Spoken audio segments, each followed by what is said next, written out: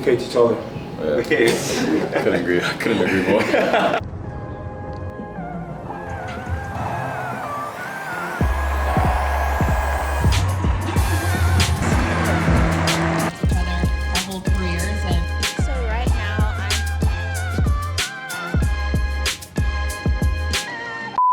Just made it to Charlotte. It was about a 5.5-hour drive. We're here obviously for the Charlotte Invitational, the tennis event that has Carlos Alcaraz, Francis Tiafoe, Sloane Stevens, and Madison Keys playing in it. There's a press conference tomorrow. Other journalists will be there, so it's not a one-on-one thing. Of course, Charlotte is a growing city, but I'm still curious of like what Charlotte is trying to do as far as perhaps bringing professional tennis tournament here. I don't know if y'all know, but the Cincinnati Open that's currently there, the Joint 1000 tournament, there was strong talks about it moving to Charlotte, but ultimately Cincinnati won the bid to remain it there at the city for another 25 years. They obviously lost the bid, but they're still trying to do something tennis related with this exhibition.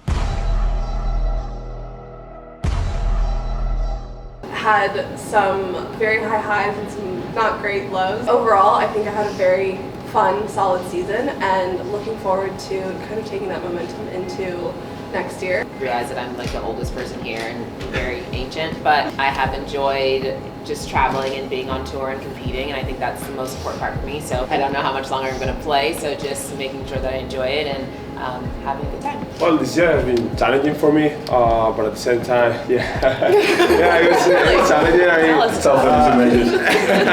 mean, I'm not used to deal with some injuries, and this year it was a complicated time for me. When I faced the clay season, but I ended up good. But at the same time, I look back and I think I did a pretty good season. I'm really proud about what I did. To overcome the problems that I had, the doubts that I had. Just happy with everything that I've learned.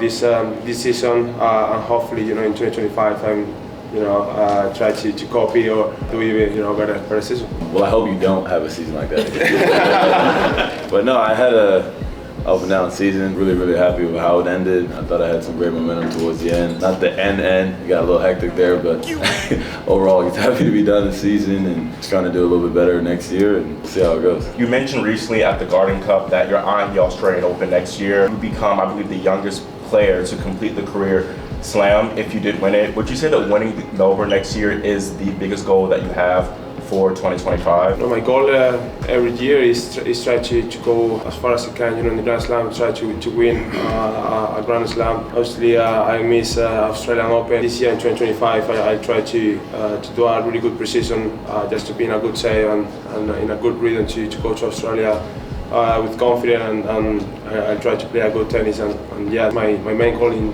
2025 to complete the calendar Grand Slam. Story in tennis right now, I guess, the league is the doping case, and were you surprised to hear? And how do you feel like the ITIA is handled all this? We will not be commenting on that, so I'll just leave that there. Sorry. Yeah, I didn't even hear about it. Oh, that's no. In the sense that, no. You know what I mean? As much as we all would love to talk about it, it's just not going to happen today. So you have a question right here? Yeah, yes sir. What's the relationship with you guys as your competitors, but in a scenario like this? We hate each other.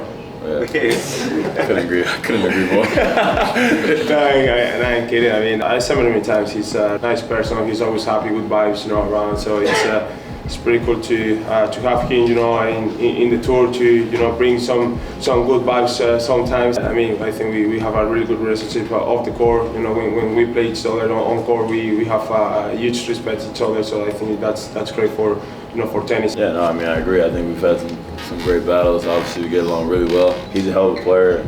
We'll continue to be for a very long time, and hopefully we both show out tonight and play some decent tennis. So if you guys are not familiar, there actually was close to a professional tournament being moved to Charlotte. Would you guys be open to adding a professional tournament, playing more of those type of matches at your level in the Queen City? Well, we're fighting, to play less tournaments, so I don't know. You got on there quick. I like that.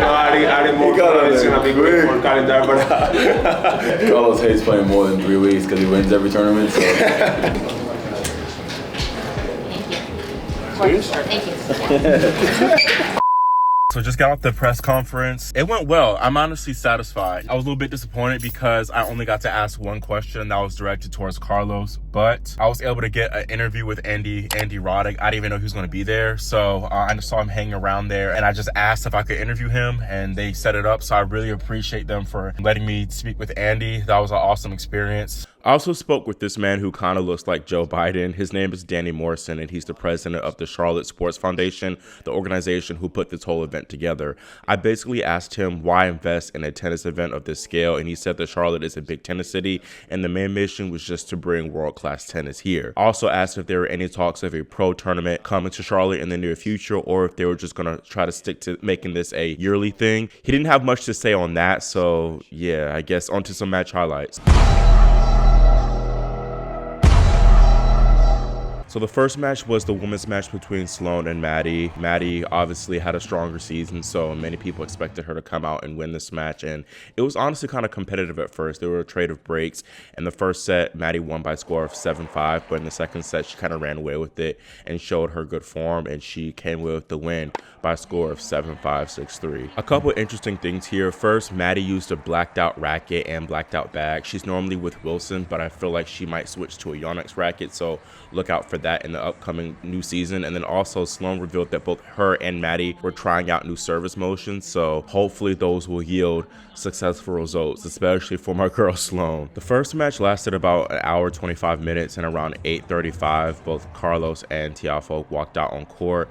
Big Foe, of course, came out with the Hornets jersey. Carlos came out with his regular fit, but received by far the most crowd support of the night, so he was definitely the big star of the show, and these two definitely entertained us. You know, the first set was very nip and tuck. It was probably the best tennis of the match that we saw. Just outstanding shot making from both, so yeah, I'm just gonna shut up and let y'all watch some of these highlights for now.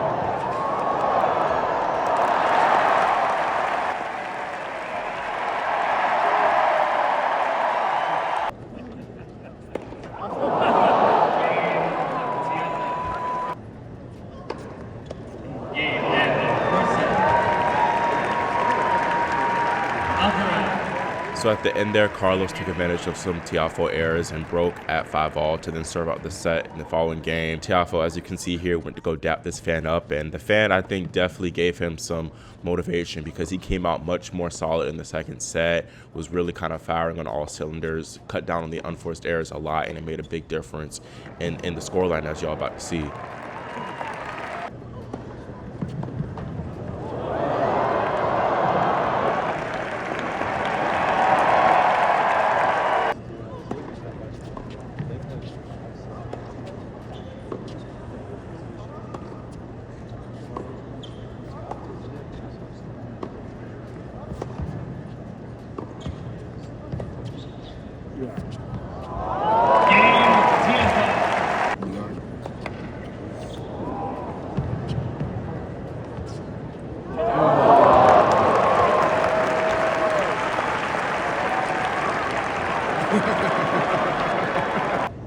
Francis low-key dominated the second set. He broke Alcaraz a handful of times, and he was just the more solid and steady of the two, while Carlos started letting those unforced errors flow a little bit more. But of course, wanted to make it a little bit more entertaining for the crowd, so really can't put too much criticism on that. We also had some stars out there, including Andy Dalton, the quarterback for the Carolina Panthers, and then also Steve Smith Sr., another football legend or football player for the Carolina Panthers. I was actually surprised by how well they played, especially, Andy too. His form was pretty solid, and I was surprised about that, so he definitely plays tennis.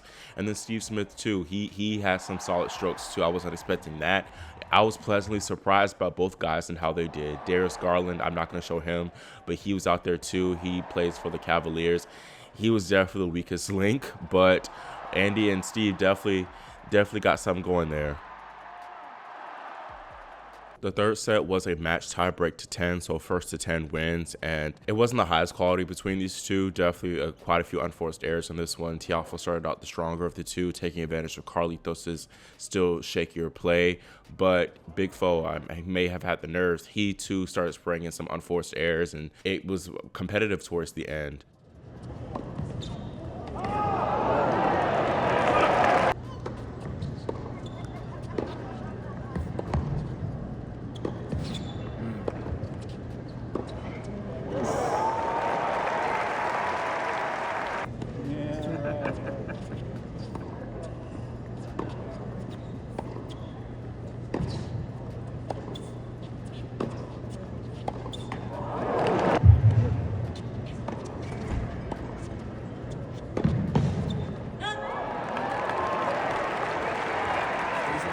Francis, he saved match point there at 9-8, and he's about to generate a match point of his own, so let's see if he can close it out and win the inaugural Charlotte Invitational.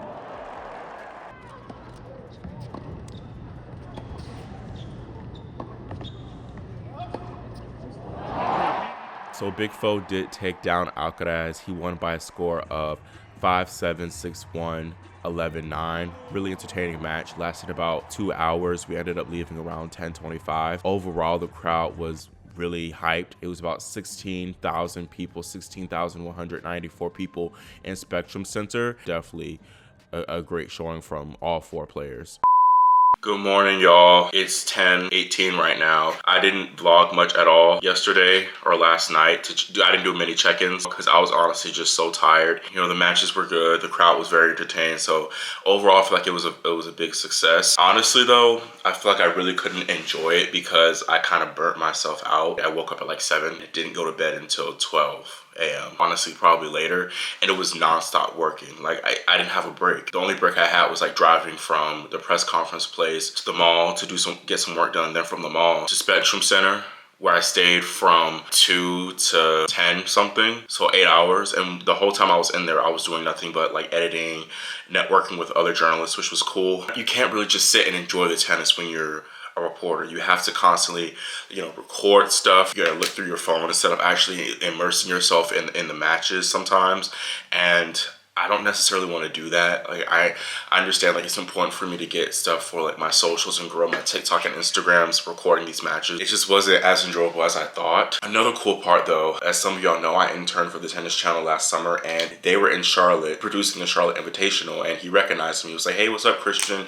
And he invited me back behind the scenes in the truck where they do all like the technical stuff with the cameras and production. So that was a really cool experience to see how things work behind the scenes. It's not for me because it's just so much like fast paced, go. So I have the utmost respect for those people who really get it done. Like you don't really realize just how much goes on, like from the replays. Like there's a whole guy dedicated to like clipping the replays. So that was really cool to watch him do his thing. Overall, I think the Charlotte Invitational was a big success. The crowd really enjoyed themselves. I'm so blessed that I had the privilege to attend this event, and hopefully they can invite me back next year.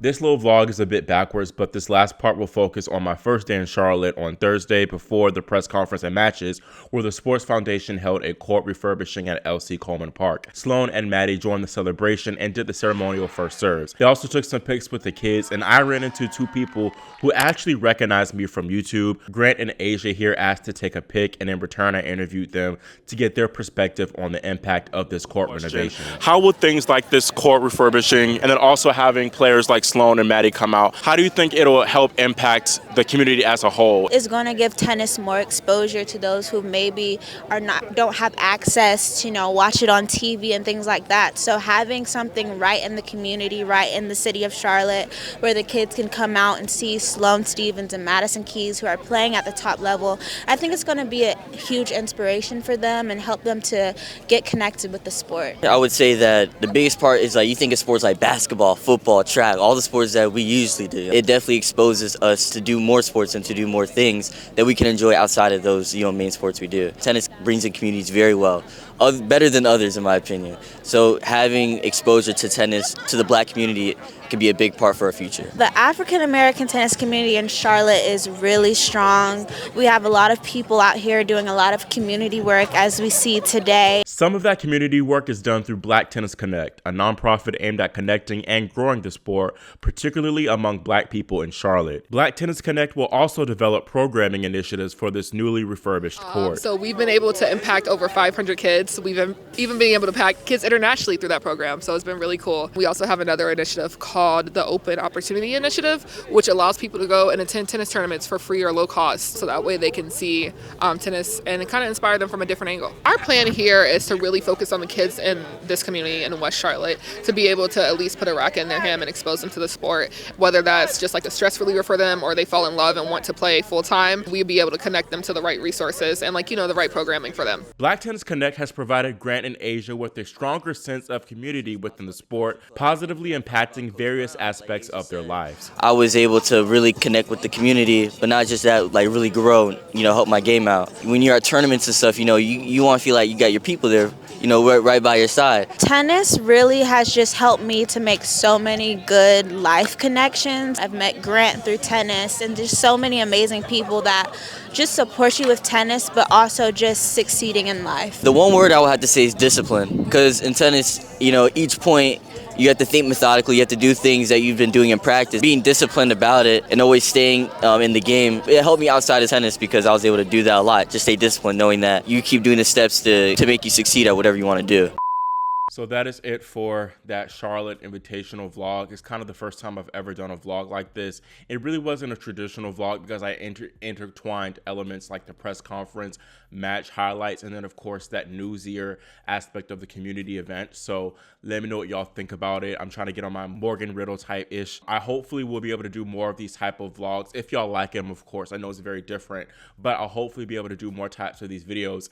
Next year, hopefully, I'll be able to get access to travel to other tennis tournaments, professional tennis tournaments. Definitely, this made me realize that this is what I want to do for sure. Currently, YouTube is my job for now until I find a traditional job, but the ultimate goal is for me to be able to do this as a sustainable career for myself, becoming a tennis journalist. So I hope y'all really enjoyed kind of the behind the scenes looks. Again, feel free to give your critiques or criticism or any thoughts that you have about this type of format of these vlogs. I'm always open to reception and wanting to improve to provide y'all the best type of quality content that I can. Yeah, thank y'all so much. I also want to thank the Charlotte Sports Foundation for trusting me to cover the event. It was so cool having my name, Christian's Court, among the more official news outlets like ESPN Radio, NBC Sports. So that is so cool. And obviously I want to thank y'all so much for supporting me, because without y'all support, I wouldn't be able to get access to an event like the Charlotte Invitational. So for sure,